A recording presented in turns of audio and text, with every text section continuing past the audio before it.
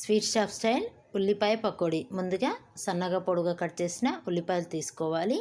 1 spoon పసుపు, 1 spoon జీలకర్ర, కొంచెం కరివేపాకు, 2 స్పూన్ నువ్వులు, 1 స్పూన్ ఓమ, 1 స్పూన్ అల్లం వెల్లుల్లి పేస్ట్, టేస్ట్కి సరిపడా కారం, టేస్ట్కి సరిపడా సాల్ట్ వేసుకొని ఉల్లిపాయల నుండి వాటర్ వచ్చేంత వరకు చేతితోటి మెదుపుకుంటూ మంచిగా కలుపుకోవాలి. కలుపుకున్న తర్వాత 2 స్పూన్ బియ్యం పిండి, 1½ కప్పు శనగపిండి వేసుకోవాలి. వాటర్ అయితే దీనికి అస్సలు పట్టవండి, పట్టినా ఒక 2-3 డ్రాప్స్ అంతా పడతాయి.